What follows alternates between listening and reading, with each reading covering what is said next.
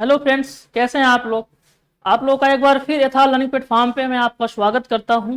दोस्तों, हमारी जो साइंस की T20 सीरीज चल रही है उसमें से आज जो हमारा क्लास है मानव ग्रंथियों के बारे में आज हम पढ़ेंगे। इसके पहले की जितने भी वीडियोस हैं अगर आपको देखने हो तो आप हमारे प्लेलिस्ट में जा सकते हैं, और उसके अलावा हमारा जो डिस्क्रिप्शन बॉक्स है वहाँ का जो प्लेलिस्ट है आप वहाँ लिंक दिया हुआ है, उसको थ्रू जा करके सारी वीडियो हमारे देख सकते हैं। ठीक है, तो हम आज मानव ग्रंथि को पढ़ेंगे। इसमें जो 3 प्रकार की ग्रंथियां हैं इनको समझेंगे। लेकिन आपसे मैं बता दूं, आज केवल हम मानव ग्रंथियां क्या होती हैं इसको समझेंगे। उसके साथ साथ जो आपको दिखाई दे रहा है अंतःस्रावी ग्रंथि, बहिःस्रावी ग्रंथि और मिश्रित ग्रंथि, इन ग्रंथियों के कार्य क्या हैं, कुछ इनके एग्जाम्पल्स देखेंगे हम लोग। कौन कौन सी ग्रंथियां कौन सी मिश्रित ग्रंथि के अंतर्गत आती है, या फिर कौन सी ग्रंथि बहिःस्रावी है या अंतःस्रावी है। और उसके बाद जो हमारी नेक्स्ट वीडियो आएगी आपको जो मिलेगी, हम एक एक पार्ट को उसमें हम कवर करेंगे। जैसे हमारा अगले जो वीडियो आएगा आपको मिलेगा, उसमें हम अंतःस्रावी ग्रंथि को लेकर के आएंगे, बहिःस्रावी और मिश्रित ग्रंथि। हम ऐसा इसलिए कर रहे हैं क्योंकि ये जो आपका जो क्लास है, यानी जो आपका जो टॉपिक है मानव ग्रंथि, ये बहुत ही बड़ा टॉपिक है। अगर हम इसको एक क्लास में लेकर के आते, तीनों को अगर कवर करते, तो ये वीडियो हमारा बहुत लंबा हो जाता। तो वीडियो लंबा ना हो उसी को देखते हुए हमने ये सोचा है कि हम एक एक पार्ट को हम एक एक वीडियो में लेकर के आएंगे, जिससे आपको भी देखने में आसानी होगी। ठीक है, तो आइए हम समझते हैं कि मानव शरीर की ग्रंथियां क्या होती हैं। जैसे देखिए, हमारे जो बॉडी के पार्ट्स हैं, बहुत सारे पार्ट्स हैं और उसके बहुत सारे फंक्शंस हैं, और उन सभी फंक्शंस जो उनके होते हैं वो अलग अलग तरीके के डिवाइड किए गए हैं। और उसके साथ साथ जो हमारे बॉडी के अंदर जो डाइजेशन का जो प्रोसेस होता है, ठीक है, तो उसमें बहुत सारी ग्रंथियां, कुछ एंजाइम, कुछ जूस उससे क्या करते हैं, स्रावित होते हैं और उसमें अपना पूरा वो पार्टिसिपेशन करते हैं। ठीक है, तो अगर हम भाई अपने मानव स्रावी ग्रंथियों की बात करें, जो मानव ग्रंथियां होती हैं ये क्या करती हैं, जब हमारे बॉडी में डाइजेशन होता है भोज्य पदार्थों का, तो कुछ ऐसी ग्रंथियां होती हैं जिससे हार्मोन का स्रावण होता है। कुछ ऐसी ग्रंथियां हैं जो क्या करती हैं, एंजाइम का स्रावण करती हैं, और कुछ ऐसी ग्रंथियां हैं जो एंजाइम और हार्मोन दोनों का स्रावण करती हैं, जिससे जो हमारा डाइजेशन सिस्टम है उसका जो प्रोसेस है वो सही तरीके से हो पाता है, और भोजन का जो पाचन क्रिया है वो पूरी तरीके से सुचारू रूप से संपन्न हो पाती है। ठीक है, तो हम इन्हीं ग्रंथियों के बारे में जानेंगे कि इनमें ऐसी कौन कौन सी ग्रंथियां, हम एग्जाम्पल्स देखेंगे। और यहाँ से आप एग्जाम में कई बार क्वेश्चन पूछे जाते हैं। आपका जो आज की क्लास है, आज का जो टॉपिक है, वेरी वेरी इंपॉर्टेंट। ठीक, आप लोग इस क्लास को प्लीज मिस नहीं करिएगा। और इसके बाद जो हमारी आगे आने वाली इससे संबंधित जो अंतःस्रावी ग्रंथि है, बहिःस्रावी ग्रंथि और मिश्रित ग्रंथि है, आप इन वीडियोस को स्किप भी नहीं करिएगा। ठीक है, बहुत इंपॉर्टेंट टॉपिक है ये। तो चलिए, तो आपको ग्रंथियां क्या होती हैं समझ में आया है ना। अब हम इस पे चर्चा करते हैं कि अंतःस्रावी ग्रंथि क्या होती है, बहिःस्रावी ग्रंथि क्या होती है और मिश्रित ग्रंथि क्या होती है। ठीक है, जैसे देखिए, अंतःस्रावी ग्रंथि के द्वारा हमारे शरीर में जो हार्मोन स्रावित होता है वो अंतःस्रावी ग्रंथि के द्वारा ही होता है। ठीक है, अगर हम इनकी बात करें अंतःस्रावी ग्रंथियों की, तो अंतःस्रावी ग्रंथियों यहाँ से 2 फैक्ट आपका निकल के आता है। एक ये होता है कि जितनी भी अंतःस्रावी ग्रंथियां हैं, जितनी भी अंतःस्रावी ग्रंथियां, मतलब ये आप सोच सकते हैं कि ऐसी और भी सारी ग्रंथियां जो अंतःस्रावी ग्रंथियों के अंतर्गत में आती हैं। तो अभी हम उसको एग्जाम्पल के तौर पे देखेंगे। पहले आप ये समझिए कि अंतःस्रावी ग्रंथि होती क्या है। ठीक, जैसे देखिए, कुछ ग्रंथियां ऐसी हैं जो हमारे शरीर के अंदर पाई जाती हैं, और उनसे जो हार्मोन रिलीज होता है वो बिना किसी नलिका के माध्यम से, बिना किसी नली के माध्यम से वो हार्मोन रुधिर परिसंचरण तंत्र के द्वारा हमारे बॉडी के विभिन्न पार्ट तक, है ना, पहुंचता है। और हमारे शरीर की जो भी क्रियाएं हैं वो हार्मोन क्या करता है, उनको नियंत्रित करता है। ठीक, तो सबसे पहला आपका क्वेश्चन ये बनेगा कि कौन सी ऐसी ग्रंथियां हैं या कौन सी ऐसी ग्रंथि है जिसके द्वारा हार्मोन स्रावित होता है। तो याद रखिएगा, अंतःस्रावी ग्रंथियां। ठीक है, तो इनके द्वारा क्या स्रावित होता है, हार्मोन। तो हम लोग इसमें पहला फैक्ट ये जाने, हार्मोन।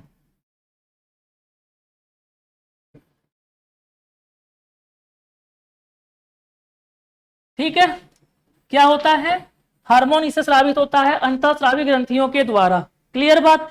अब ये जो हार्मोन स्रावित होते हैं, अब हमारे शरीर की जो भी क्रियाएं होती हैं वो क्या करते हैं, उनको नियंत्रित करते हैं। जैसे मान लीजिए आप कोरोना आ रहा है, हंसना आ रहा है, आप दुखी हो रहे हैं, ठीक है, और भी जो शरीर की जो क्रियाएं हैं आपकी, वो सभी किसके द्वारा नियंत्रण होते हैं, हार्मोन के द्वारा होते हैं।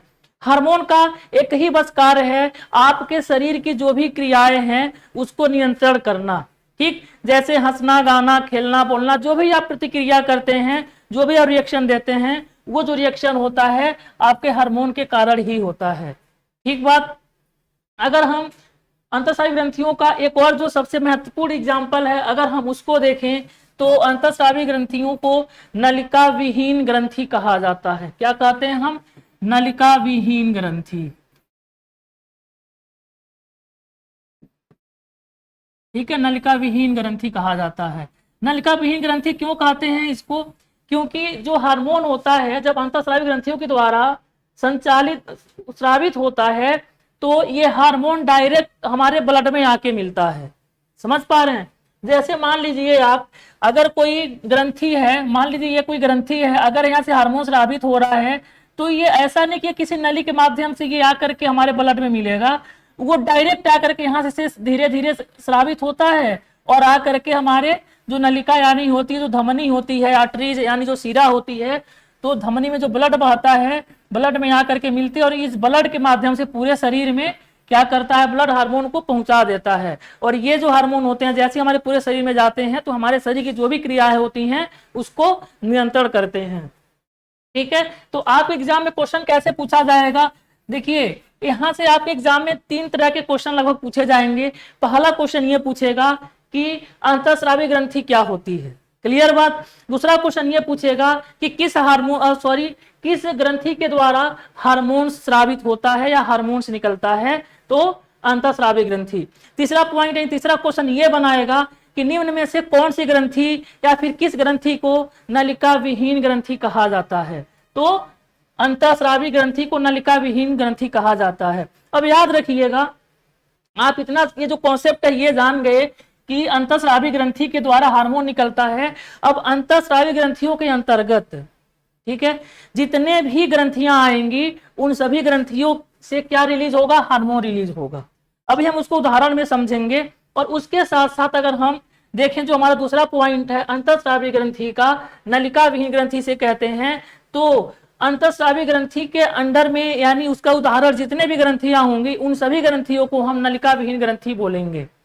क्योंकि आपके ऑप्शन में ऐसे वो सेट किए रहेंगे, पूछ लेंगे उदाहरण कि कहेंगे कि नलिका विहीन ग्रंथि का निम्न में से कौन सा उदाहरण नहीं है। अब आपको जितने भी आपको जो अंतःस्रावी ग्रंथियों के बारे में पढ़ाया गया है, बताया गया है, वो सभी आपके अंतःस्रावी ग्रंथियों के उदाहरण आपको पता होने चाहिए। समझ पा रहे हैं बात। देखिए अब पहले के टाइम में जो क्वेश्चन आते थे ना, वो डायरेक्ट आपके बिल्कुल जैसे कॉपी पेस्ट होता है, डायरेक्ट आंसर आपको, क्वेश्चन आ गया आपको आंसर उसका पता रहता था, रटे रटाए क्वेश्चन आ जाते थे आपके एग्जाम में।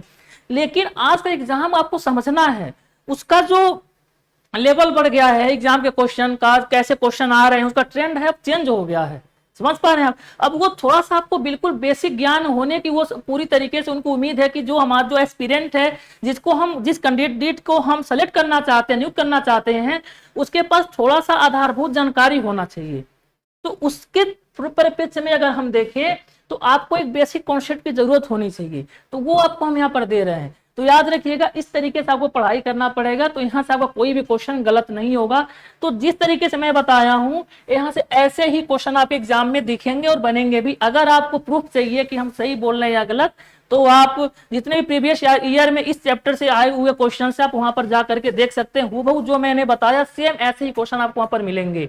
ठीक है, कि नलिका विहीन ग्रंथि किसे कहते हैं, उसका उदाहरण पूछ लेते हैं, किसके द्वारा हार्मोन स्रावित होता है, सब ऐसे ही क्वेश्चन बनते हैं आपके। क्लियर बात। चलिए, तो यहां से 2 पॉइंट आपको देखना था। अब हम बहिस्रावी ग्रंथि में आते हैं। देखिए बहिस्रावी ग्रंथियां क्या होती हैं, ऐसी ग्रंथियां जिनके द्वारा एंजाइम स्रावित होते हैं, मतलब एंजाइम को ये निकालते हैं। ये क्या निकालेंगे, एंजाइम।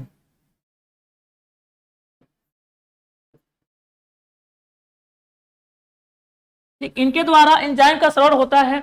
एंजाइम क्या होते हैं, देखिए मैं आपको कई बार बताया हूं, अगर आप इसके पहले हमारी वीडियो सारी देखे होंगे तो मैंने उसमें कई बार एंजाइम का जिक्र किया हुआ है। फिर मैं एक बार बता देता हूं आपको, जो एंजाइम होते हैं ना, ये पाचन क्रिया में बहुत ही सहायता करते हैं हमारा। क्योंकि जैसे देखिए, अगर हम कोई भी भोज्य पदार्थ या पोषक तत्व लेते हैं, उसको ग्रहण करते हैं, तो वो जटिल भोज्य पदार्थ होते हैं, ठीक। तो जो हमारी सेल है बहुत छोटी छोटी होती है, उनको डायरेक्ट वो एब्जॉर्ब नहीं कर पाएंगी। तो ये जो एंजाइम होते हैं उसको क्या करते हैं, छोटे छोटे रूप में पहले तोड़ते हैं, और छोटे छोटे रूप में जब तोड़ते हैं तो उनका पाचन क्रिया शुरू होता है और हमारी सेल उसको एब्जॉर्ब कर लेती हैं। तो आप याद रखिए, एंजाइम का काम बस इतना ही होता है कि पाचन क्रिया को सुचारू रूप से नियंत्रण करना, ठीक बात। ये एंजाइम का काम होता है। और एंजाइम किससे स्रावित होता है, बहिस्रावी ग्रंथियों से, याद रखिएगा, ठीक है। और एक बात और जान लीजिए, कुछ एंजाइम प्रोटीन होते हैं और कुछ प्रोटीन एंजाइम भी होते हैं, इसीलिए जो प्रोटीन का पाचन होता है वो कुछ एंजाइम के द्वारा भी होता है। तो मैं आपको यहाँ से एंजाइम को मैं क्लियर कर दिया कि आपको ये नहीं लगना चाहिए कि एंजाइम क्या होता है। तो यहाँ जो बेसिक कॉन्सेप्ट एंजाइम का है, मुझे उम्मीद है कि आपको क्लियर हो गया होगा। तो अब हम और आगे बढ़ते हैं। बहिस्रावी ग्रंथि का जो एक और इंपॉर्टेंट पॉइंट है, जैसे हम अंतःस्रावी ग्रंथि को नलिका विहीन ग्रंथि कहते हैं, उसी तरीके से बहिस्रावी ग्रंथि को हम क्या कहते हैं, नलिका युक्त ग्रंथि। क्या कहेंगे, नलिका युक्त ग्रंथि, ठीक है। नलिका युक्त ग्रंथि हम बोलेंगे इसको।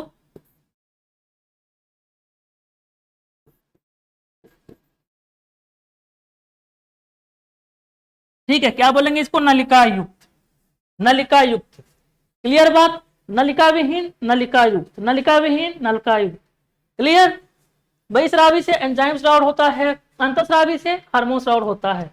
अंतःस्रावी को नलिका विहीन, बहिस्रावी को नलिका युक्त। तो ये आपका जो दो आपको यहाँ पर ग्रंथियों के बारे में पढ़ने को मिला, मुझे उम्मीद है कि आपको पूरा क्लियर हो गया होगा जो बेसिक कॉन्सेप्ट है। बस बहुत ज्यादा नहीं पढ़ना है, आप इतना ही बस पढ़िए, इससे का बाहर क्वेश्चन नहीं पूछेगा, ये मेरी गारंटी है।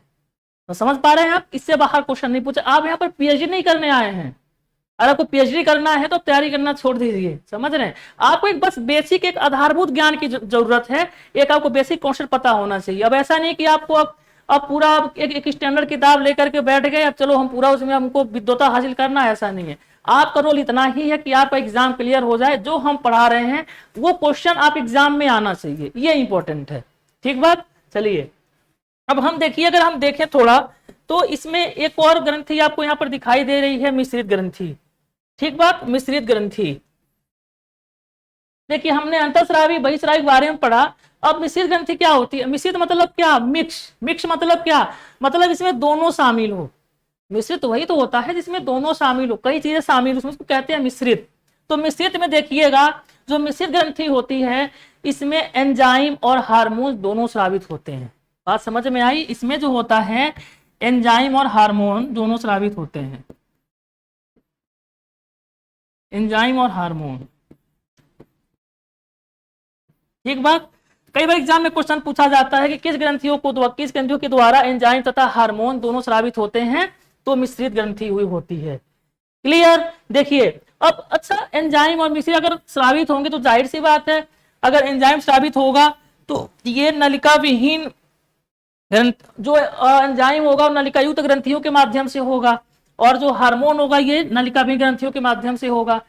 अब ये जो आपके इंपॉर्टेंट फैक्ट थे वो हमने जिक्र किया। अब हम बारी बारा, जैसे मान लीजिए अंतःस्रावी बहिस्रावी मिश्रित ग्रंथि है, कौन कौन सी ग्रंथियां हैं, हम उसके एग्जाम्पल को देखते हैं, और उसके बाद जो हमारी अगला जो नेक्स्ट क्लास होगा हम उनमें पूरा डिटेल पढ़ेंगे कि किस ग्रंथि के द्वारा कौन सा हार्मोन निकलता है। क्लियर। चलिए अपने अब अगले अगर हम पेज पर आए तो हमारा अगला पेज है अंतःस्रावी ग्रंथि। देखिए अब अंतःस्रावी ग्रंथि जो है ये, इसका अगर हम देखें जो इंपॉर्टेंट चीज था, यानी इंपॉर्टेंट जो फैक्ट था वो मैंने आपको डिस्कस कर दिया है। अब हम अंतःस्रावी ग्रंथि के अंडर में कौन कौन से इसके उदाहरण हैं अंतःस्रावी ग्रंथि के, बहुत इंपॉर्टेंट है, वो मैं आपको बताने जा रहा हूं। तो उदाहरण इसके एक आपका पेनियल ग्रंथि है, ठीक है, पेनियल ग्रंथि।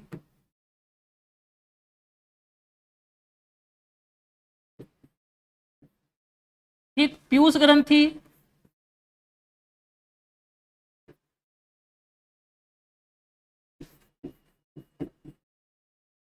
उसके बाद हाइपोथैलेमस,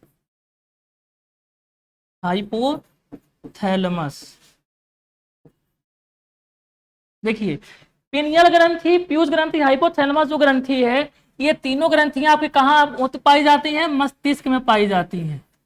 ठीक बात, कहाँ पाई जाएंगी? मस्तिष्क में।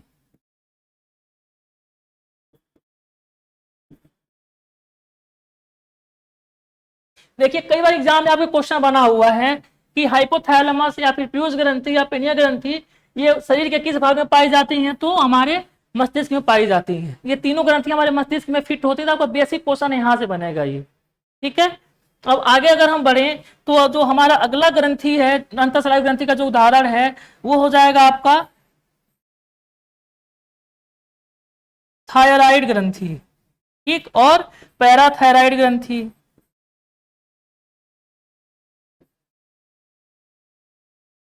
ठीक, अगर हम इन दोनों ग्रंथियों की अगर हम बात करें, इन दोनों ग्रंथियों की बात करें तो ये कहाँ पाई जाती हैं? हमारे गर्दन में। ठीक, थायराइड और पैराथाइड कहाँ? हमारे गर्दन में सेट होती हैं। ठीक है, अगर हम थाइमस ग्रंथि की बात करें तो थाइमस ग्रंथि कहाँ होती है? सीने में पाई जाती है। सीने यानी चेस्ट में पाई जाती है। ठीक है, सीने में, चेस्ट में पाई जाती है ये। और याद रखिएगा ये जो थाइमस ग्रंथि है, ये ग्रंथि जब व्यक्ति जब वृद्धावस्था की ओर जैसे जैसे बढ़ता जाता है तो ये जो थाइमस ग्रंथि है ये विलुप्त हो जाती है धीरे धीरे। ठीक है, यानी वृद्धावस्था में थाइमस ग्रंथि विलुप्त हो जाती है। और कई बार एग्जाम यहाँ से भी क्वेश्चन पूछा हुआ है कि कौन सी ग्रंथि वृद्धावस्था में विलुप्त हो जाती है? तो थाइमस ग्रंथि। ठीक है, अब उसके बाद क्या होगा? अधिवृक्क ग्रंथि।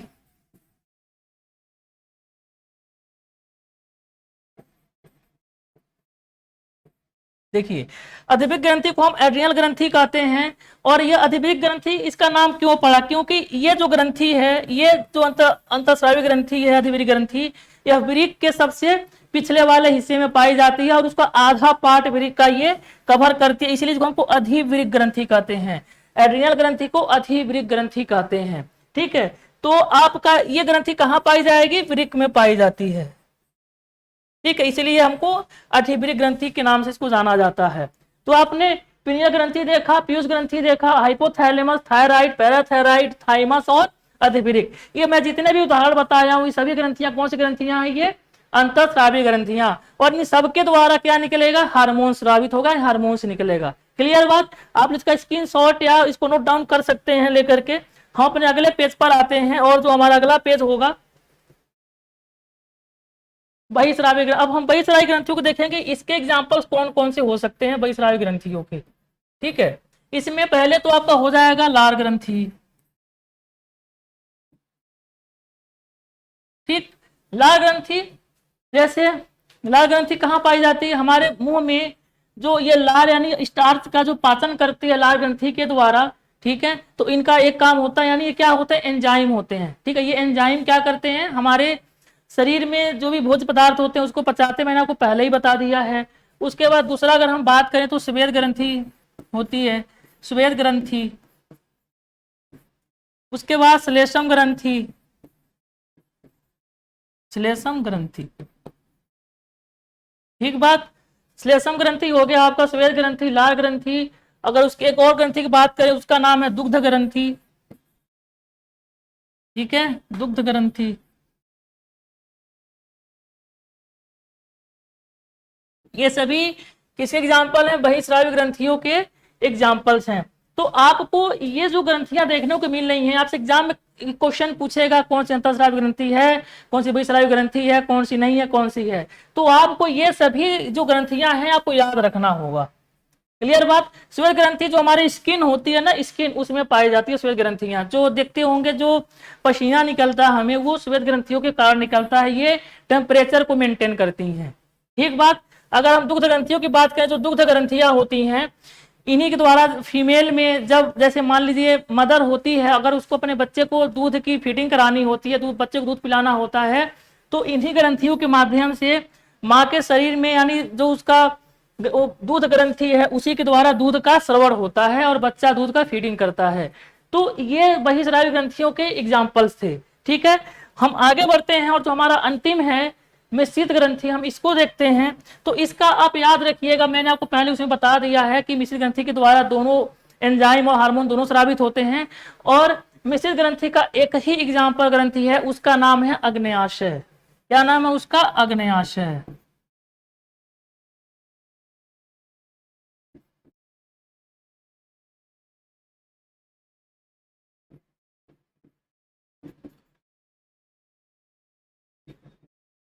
आग्नेयाशय, ये आपका बहुत ही महत्वपूर्ण ग्रंथि है आग्नेयाशय। याद रखिएगा, मिश्रित ग्रंथि का उदाहरण पूछेगा तो क्या हो जाएगा, आग्नेयाशय। ठीक है, तो ये हमारे आज के जितने भी महत्वपूर्ण टॉपिक थे मैंने उसमें कवर किया है दोस्तों। और जो आपको आगे जो क्लास मिलेगी इसके मतलब इसी के परिप्रेक्ष्य में अब हम उसमें जो हमने आपको उदाहरण जितने ग्रंथियों के बारे में समझाए हैं अंतःस्रावी, बहिःस्रावी, मिश्रित ग्रंथियों में, अब हम उसमें एक एक ग्रंथियों को पढ़ेंगे। ठीक है, एक एक ग्रंथियों के पढ़ेंगे कि उसमें से जो ग्रंथियां उनका कार्य क्या है, उनसे कौन सा हार्मोन स्रावित होता है, और उन हार्मोन्स के अगर अधिक स्रावित हो जाने से कौन सा रोग होगा, अगर उस हार्मोन्स की कमी हो जाए तो कौन सा रोग होगा। यहाँ से आपके एग्जाम में क्वेश्चन पूछे जाते हैं। ठीक बात, तो ये सारे महत्वपूर्ण ग्रंथियां थी, इनका जो बेसिक कॉन्सेप्ट था वो हमने आपको समझाया और बताया। तो आज की ये जो क्लास थे तो ये हमारी लास्ट ये आज की क्लास है मिश्रित ग्रंथि तक। उसके बाद हम एक आपके बाद अंतःस्रावी, बहिःस्रावी और मिश्रित ग्रंथि के बारे में लेकर के आएंगे, और उसमें आपको काफी अच्छे अच्छे जितने भी इंपॉर्टेंट जो फैक्ट होंगे सारे आपको हम क्लियर कराएंगे। ठीक है, तो उम्मीद है ये जो हमारा सेशन है आपको बहुत पसंद आ रहा होगा, और यदि आपको पसंद आ रहा है तो आप हमारी वीडियो को ज़्यादा से ज़्यादा शेयर करिए और पहुंचा दीजिए पूरे ग्रामीण एरिया तक, हर जगह तक, कोने कोने में, ताकि हर बच्चे को हमारी वीडियो मिले और वो हमारी वीडियो से ज़्यादातर वो भी यूजफुल हो सके। ठीक है, बस आपका जो सपोर्ट है वो हमें चाहिए, और हम आपके साथ हर जगह खड़े हैं। आप अच्छे से तैयारी करते रहिए, मेहनत करते रहिए, और आपके साथ पूरी तत्परता से हम लगे हुए हैं। ठीक है, तो ठीक है, मिलेंगे हम आपको आपके जो अगले जो महत्वपूर्ण टॉपिक उसके साथ, है ना। तो आज का जो हमारा वीडियो है आपको देखने के लिए धन्यवाद।